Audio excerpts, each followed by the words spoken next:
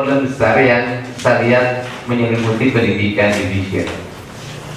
Problem besarnya adalah hampir seluruh anak-anak yang dididik itu dididik untuk menjadi kuli. Sehingga karena perspektif ini melahirkan bangsa kita ini menjadi bangsa yang tidak kreatif dan memiliki ketergantungan besar pada yang lain.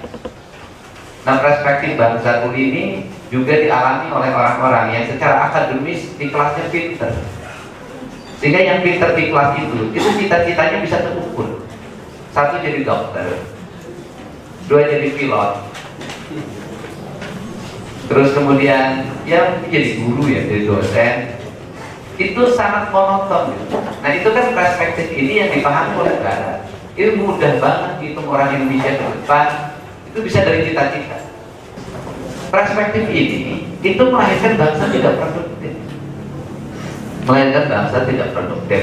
Nah, saya ngomong deh, coba apa yang terjadi terhadap Indonesia? Negara itu hari ini mengalami kesulitan likuiditas keuangan. Kenapa sulit keuangan? Sebab sumber pendapatannya dari penjualan bahan mentah. Orang Indonesia itu jualan batu bara, jualan hasil hutan, jualan migas. Setelah itu pajak. Kemudian ada bahasa yang sangat sederhana. Ini yang nanti hari Senin saya baru surat edaran. Dalam bahasa Sunda itu ada kalimat sederhana. Jaya di bumi, jaya di langit. Jaya di bumi itu artinya bahwa manusia itu akan memiliki keunggulan kalau dia berjaya di bumi, memiliki produktivitas yang sangat tinggi. Dia punya sesuatu yang dibuat, apakah di bidang pertanian, apakah di bidang industri kreatif, apakah di bidang teknologi tepat guna, apakah di bidang industri yang lebih besar. Sehingga kita lihat misalnya negara-negara besar itu pasti memulai revolusi dari pertanian, dari kecukupan pangan, kecukupan sana, dari kecukupan sana lahir industri, dari industri baru ekspansi. Dulu ketika ekspansi sifatnya kolonial, maka dia melakukan penguasaan sumber-sumber bahan baku agar didapat kurang, maka lahirlah VOC, lahirlah komunitas. Kemudian menguasai dengan cepat, kemudian bahan baku disuruh petani Indonesia nanam, dibeli, kemudian menurut saya sih membelinya lebih mahal dibanding tengkulak Indonesia. Nah, dibeli kemudian diproduksi dan dipasarkan. Nah, hari ini kan juga sama.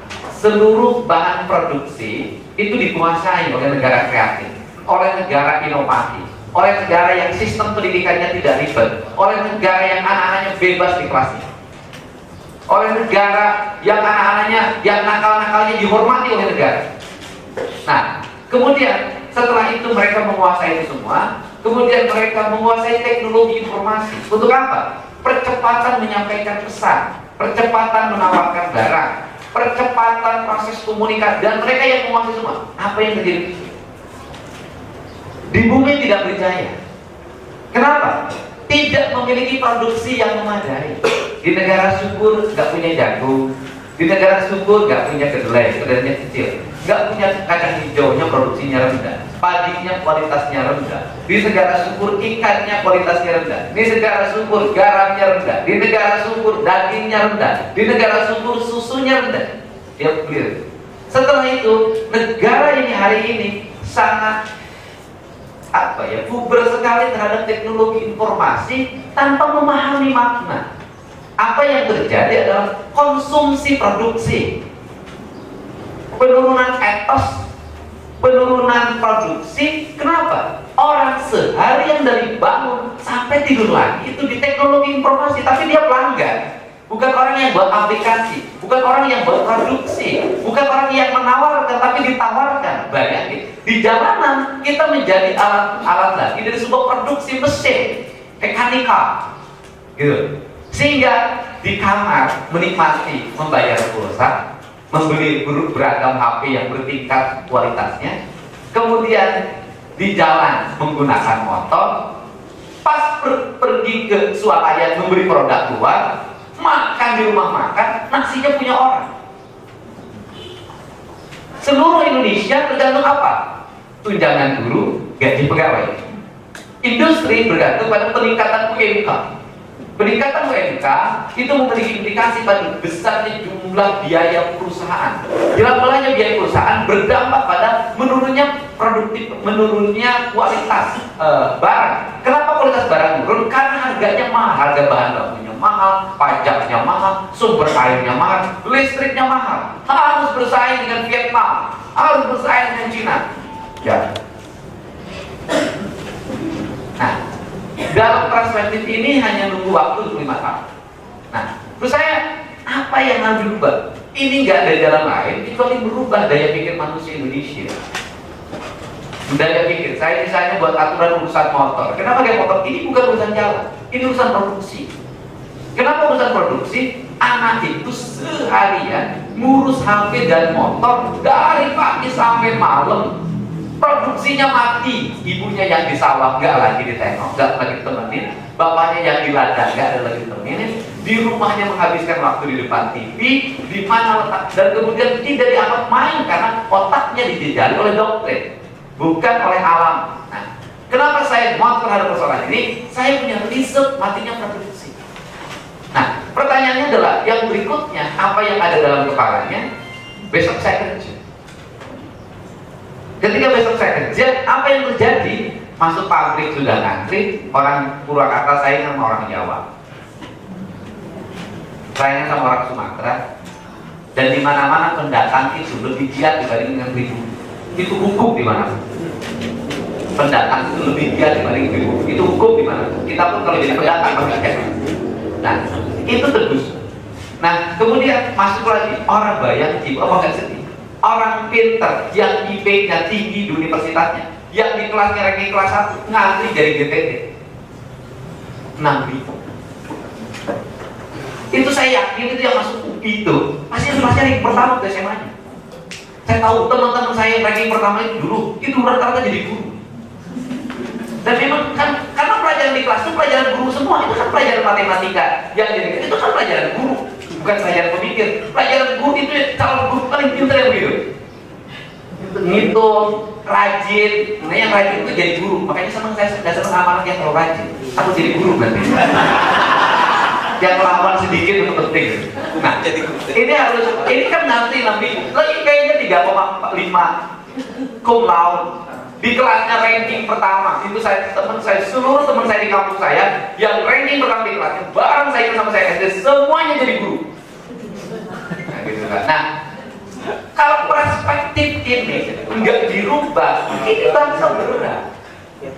Kenapa? Mereka inovatif. Nah, jika nanti Senin saya keluarin surat edaran, saya bilang begini,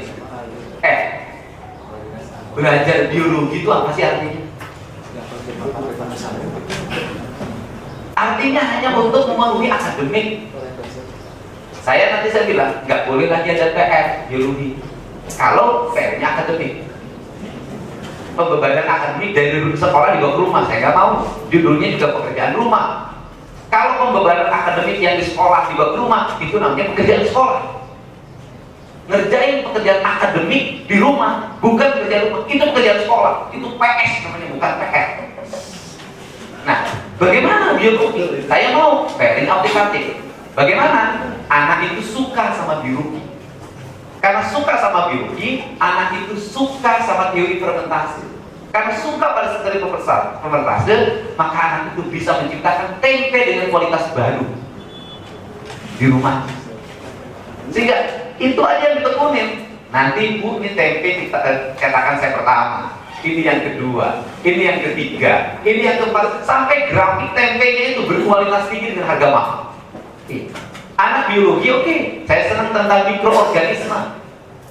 Bagaimana mengelola sampah menjadi pupuk yang berkualitas, sehingga dia memberikan teori dengan menanam satu butir padi, kemudian menjadi berapa itu butir padi itu berkembang bijinya, sampai dia teliti dari pertama menanam sampai padinya berbuah selama sekian bulan, dipoto itu di pakai yang handphonenya itu, pada pesawat handphonenya itu, kemudian dilihat perkembangan, dilihat sama guru grafiknya. Ketika naik kelas, anak itu menjelaskan di kelasnya adalah bagaimana mikroorganisme itu bekerja, menyuburkan butir padi itu menjadi padi yang berkualitas tinggi dengan kadar gula yang rendah. Naik kelas 9 gitu.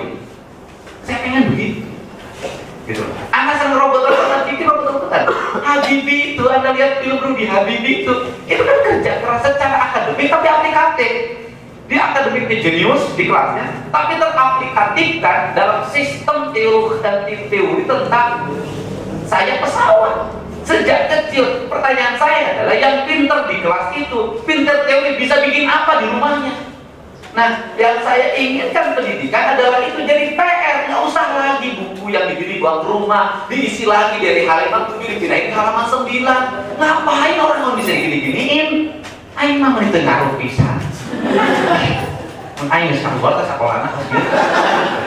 Nah, coba lihat aplikasi. Jadi anak-anak pasti hobi saya itu senangnya fashion. Udah aja PR-nya fashion aja. Itu dia hari ini gambar ini sampai dia membentuk bagaimana membuat baju yang sesuai dengan iklim di SMP 1, sehingga produk fashion di SMP 1 itu diproduk oleh anak yang ahli fashion. Anaknya nanyain sama guru siapa? Guru fisika. Anak yang fashionnya bagaimana nanya guru fisika? Kan diukur temperatur udara kelasnya, muridnya 34, suhu udaranya itu maksimal sekian, berarti ketebalan bajunya harus sekian, jenis benangnya harus sekian. Itu atuh sekolah teh. Ayo tepuk tangan. Saya tuh pengen begitu biar maju nih bangsa. Itu nggak punya produksi. Nah, saya ingin bayangkan kalau pendidikan dibikin ini berdasarkan hobi, PR itu hobi. Ada anak yang suka nulis sastra, udah PR-nya nulis sastra aja sampai dia menjadi penulis. Nanti begitu naik kelas, kumpulan karya sastranya dibukukan. Begitu naik kelas, kumpulan karya sastranya, ini kumpulan karya sastranya. Nah, ini kumpulan karya sastranya itu dikumpulkan. Naik kelas, gurunya periksa, Anda hobinya apa? Saya sastra, Bu. Mana hasilnya? Ini buku puisi saya. Ayo, ini buku lagu saya. Ini buku novel yang saya buat. Ini cerita pendek yang saya buat. Panjang banyak. Begitu naik kelas, diukur ini prestasinya. Saya katakan sekretaris pendidikan, saya bilang dibagi 3 nih. Nanti naik kelas hukumnya berapa? 1 nilai akademis, hasil ulangan-ulangan yang berdasarkan kurikulum itu, yang nggak jelas itu. Hasil akademis. Yang kedua, hasil nalar kreativitas. Yang tadi minat bakatnya apa? Yang ketiga, budi pekerti. 3 ini digabung. Yang satu akademisnya 9, kreativitasnya 9, budi pekertinya 9. Akademisnya 9, akademisnya 7, kreativitasnya 9, budi pekertinya 9, berarti 8. Kan itu intellectual quotient, emotional quotient, spiritual kan 3 ditangku di buana itu. Nah, itu kalau dibentuk karakter siswa itu riang. Udah di sekolahnya numpuk begini, datang ke rumah buku-buku begini, dia depresi. Betul, di ranking pertama, tapi hokcai. Mohon maaf ya, ranking pertama betul di kelasnya, tapi habis itu dia nggak bisa ngapa-ngapain. Saya banyak teman saya yang anaknya pinternya luar biasa, tapi cari jodoh aja nggak bisa. Baca gitu, kebakaran sebentar belum selesai bacanya, nggak ada respeknya. Rata-rata apa jadi pekerja. Yang nakal-nakal itu kreatif, nakal kreatif, mimpin organisasi berkelahi, jadi pemimpin. Nanti yang tukang baca buku tebal itu disuruh-suruh sama yang nakal. Kamu sini. Iya, masa mungkin begitu? Kacau di negara nih. Justru yang pintar, yang ahli baca itu harus kreatif dan harus nakal sedikit biar jadi pemimpin. Akhirnya negara kita dipimpin oleh orang yang nggak punya kekuatan visi yang kuat. Ini yang harus segera dirubah. Nah, jadi ini yang dimaksud. Bayangkan kalau seperti ini, nanti lahir pendidikan kreatif. Asik, anak-anak itu mengerjakan PR itu asik. Saya pokoknya mau di SMP 1, mau di SMA 1, begitu diumumin pelajaran bebas begini. Oh, berarti memang pelajaran bebas itu pelajaran yang paling disukai. Nah, kalau pelajaran paling disukai berarti anak itu harus punya kebebasan dalam pelajaran. Kalau punya kebebasan dalam pelajaran, hobi dan minat bakatnya disalurkan berdasarkan nalar kreativitas itu. Bagaimana ilmu-ilmu itu menjadi aplikatif? Bagaimana saya ngomong? Bagaimana ngomong media sosial itu nanti ditemukan sistem aplikasi yang bermanfaat bagi publik, bukan hanya sekedar begini, kursi politik.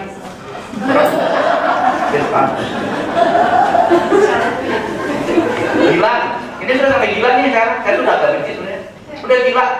Karena orang seharian ini sebelah temennya nggak ngomong karir, gila. Karena media sosial itu untuk mendekatkan yang jauh agar proses komunikasinya dekat. Sekarang ini aneh, yang di samping suami udah kagak kelihatan, temen yang di seberang tuh kelihatan, kan kacau negara. Yang berdampingan masing-masing, saya juga berlaku begitu. Karir, kacau tuh. Semua orang melihat layar itu, yang di samping udah nggak dilihat. Bu, hati-hati sekarang, yang di samping belum tentu dilihat. Yang di samping belum tentu dilihat. Sekarang yang dekat itu belum tentu dilihat. Kenapa? Orang sekarang tuh lihat yang jauh. Ini penting. Nah, ini yang harus dirubah sehingga saya ingin ada media-media kreatif. Saya nanti Senin saya keluar suratnya. Saya ingin anak-anak tuh riang di rumah itu mengerjakan sesuatu yang dia suka. Dan orang kalau mengerjakan sesuatu yang dia suka itu produktif dan menghasilkan. Tapi kalau yang dia tidak suka terpaksa, tertindas, asal ayam. Nah ini kan harus dibuat, ya kan? Bikin kreatif pasti dikritik, tapi lama-lama itu diikuti, itu biasa. Nah nanti ini harus dirubah semuanya, harus dirubah. Saya yakin SMP 1 banyak menghasilkan orang pintar, banyak menghasilkan pejabat, segala macam dihasilkan, tetapi ke depan kan persaingannya beda. Jadi pejabat, jadi apapun dulu gampang, sekarang beda lagi. Artinya harus terjadi mindset berubah. Kalau dulu kan orang dibuat untuk jadi birokrat karena kebanggaan. Hari ini harus terjadi perubahan mindset. Nah, sehingga pendidikan itu harus kreatif. Pendidikan kreatif itu berbasis nalar. Berbasis nalar itu ada dua, berbasis lingkungan dan berbasis perorangan. Lingkungan yang cocok dengan dirinya dan dirinya cocok dengan keinginannya. Sehingga saya itu, kenapa sih negara yang paling baik pendidikan itu malah Finlandia yang pelajaran sekolahnya cuma 5, yang UASnya cuma 2, bahasa Finlandia dan apa yang dia suka yang sekolah dimilih. Kenapa Indonesia yang pelajarannya banyak terpuruk pendidikan? Karena Indonesia mah satu masalah, pendidikannya berbasis proyek. Sampai kapanpun nggak bisa. Nah ini yang harus dirubah, Makanya saya itu sama guru Purwakarta itu sebenarnya enak. Saya itu dari dulu ngasih kebebasan pek. Dari dulu teman gurunya memang terkungkung pada kebiasaan. Saya masuk STM, sedih. Ningali di atapnya itu orang asuh, coba bahasa Indonesia orang asuh naon. Nah kemudian pikirnya tuh kotor. Saya lihat Excel-nya pada copot ini STM, nggak mesti. Karena Anda itu jurusan yang memiliki kreativitas. Semestinya kelas ini ditaruh sedemikian oleh Anda. Kenapa? Karena yaitu tadi terpaku pada hal-hal yang normatif. Sesuatu yang normatif itu menjenuhkan. Nah ini yang buat itu saya ucapkan terima kasih. Nanti kedatangan dari teman-teman Maranatha yang banyak doktornya. Kalau saya dokter nyerodoknya kotor. Atau mondok di kantor saya sering. Nah ini sehingga nalarnya menjadi nalar kreatif dan anak nakal itu belum tentu gagal. Banyak anak nakal yang sukses. Malah orang Indonesia itu menurut saya lebih pandai dibanding orang Amerika, bahkan orang Yahudi sekali. Lebih pandai. Cuman di kita ini nggak disalurkan. Jadi orang Indonesia itu imajinatif dan kreatifnya tinggi. Ini bangsa unggul, cuman salah gaul. Ini saya selalu mempelajari. Ini bangsa unggul, kreatif, dinamo orang Indonesia disusul. Hebat orang Indonesia. Luar biasa di akaran, luar biasa. Wah pokoknya pinter lah, pinter. Nah tinggal bagaimana negara melakukan pengelolaan agar seluruh kreativitasnya itu menjadi produksi, menjadi sesuatu yang bermanfaat. Nah, kalau saya jadi presiden itu saya kumpulin yang nakal. Mungkin nakal si Bimbing terkenal lagunya, pada pergi wah, luar biasa. Ibu yang tulis sastra puisi sama suami berkali-kali nggak didengerin. Si Bimbing luar biasa. Ini orang Indonesia hebat. Jadi kalau ngomong orang Indonesia bodoh, orang Indonesia itu hebat. Orang Indonesia itu hebat. Dan kemudian cuman persoalannya adalah negara tidak punya ruang mereka untuk kreatif dan kurang dihormati.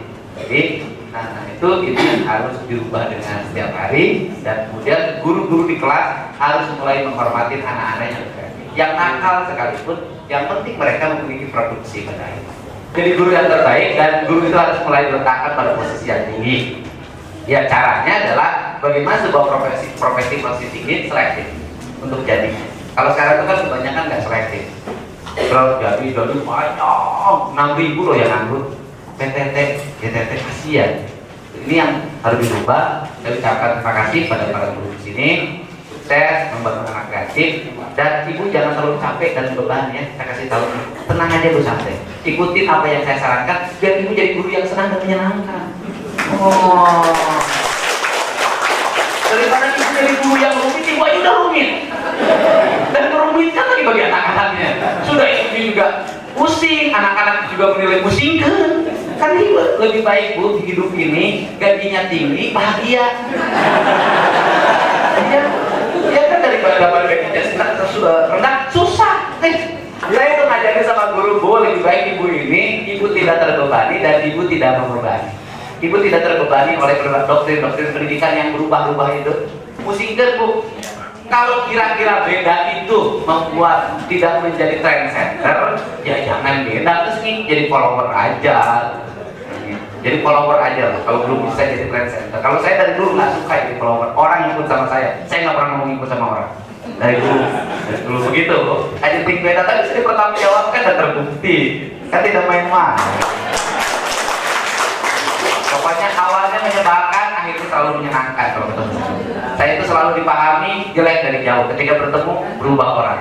Nah, itu ciri khas diri Mulyadi. Ketika jauhan mah kafir, musyrik, tukang patung, wah dukun segala macam gitu. Mana di dengan akademisnya, ya kawannya maneh-maneh. Habibnya gelis gunung, ketika jalan arus ya deketan hengwar.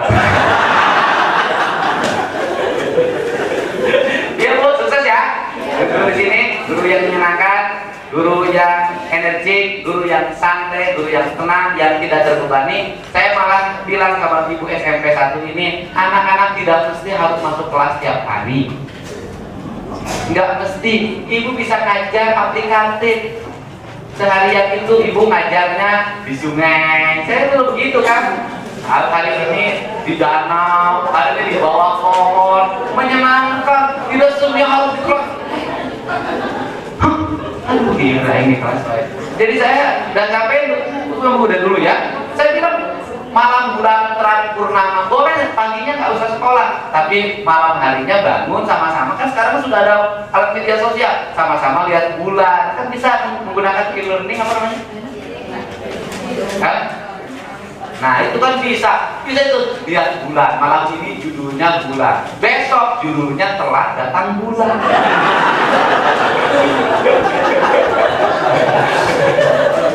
Nah ini harus segera dirubah, sesuatu yang memiliki manfaat, memiliki makna untuk perubahan. Nah itu saya ucapkan terima kasih, sukses ya bu, sukses semuanya, sukses ya bu ya. Mohon maaf saya motong, ya terima kasih. Maunya tadi pagi tapi banyak tamu di rumahnya. Maklum saya kan cowok panggilan, harus memenuhi panggilan banyak orang. Terima kasih. Assalamualaikum warahmatullahi wabarakatuh. Tetap semangat. Jadi lebih baik jadi guru yang gajinya tinggi, keluarganya bahagia, mati masuk surga, daripada jadi guru yang tidak tunjangannya kecil, keluarganya berantakan, meninggalnya masuk neraka.